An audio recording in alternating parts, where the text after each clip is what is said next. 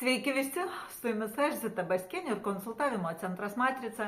Ir šiandieną noriu pakalbėti paveldimumo tema ir ligų labiausiai paveldimumo tema, todėl kad daug žmonių konsultuoju, kurie turi vienokias ir kitokias problemas.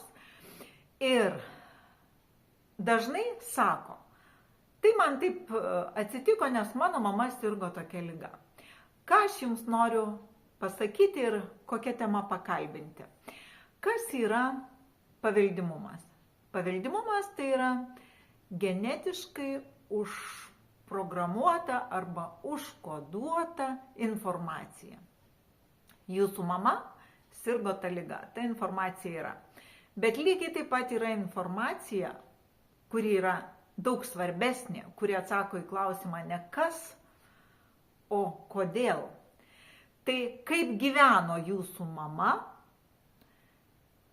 taip ir ta informacija, kad jūsų mama sirgo. Kodėl apie tai kalbu? Todėl, kad tai yra kiekvienam žmogui įrankis.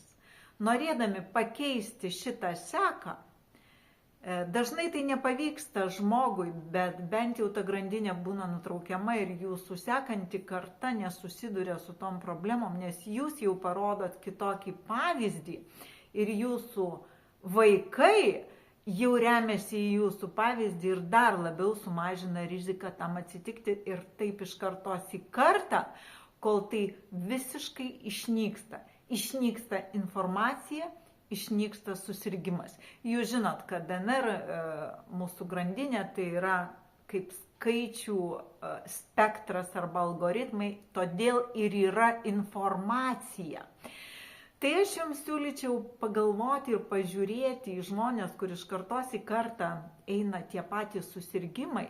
Bent jau aš savo aplinkoje turiu daug tokių žmonių, kur plika akimi matosi, kur yra problemos ir kaip problemos nesprendžiamos, nekeičia žmogus požiūrio, jis eina automatu lygiai taip pat kaip tėvai, jis žinoma turi ir tą patį susirgimą.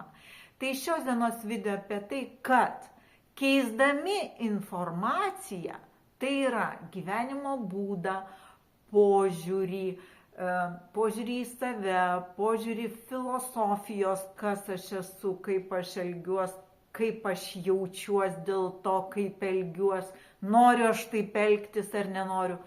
Nuo viso šito priklauso ir jūsų susirgimo tikimybė. Keisdami informaciją, jūs keičiat genetiką. Ir kaip ne iš karto žmogus gauna kažkokius didelius išbandymus gyvenime padaręs baisius dalykus, taip ir suserga žmonės ne iš karto. Viena karta daro nesąmonės, kita karta daro nesąmonės, trečia jau suserga ir taip užsiveda grandinė į vieną pusę.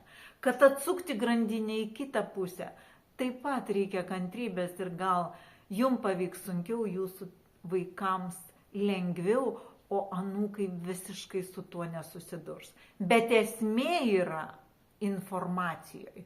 Kas jūs? Iš kur jūs, link ko jūs ir kaip jūs. Kai jūs pakeisit šitą informaciją, daugelis problemų išsispręs.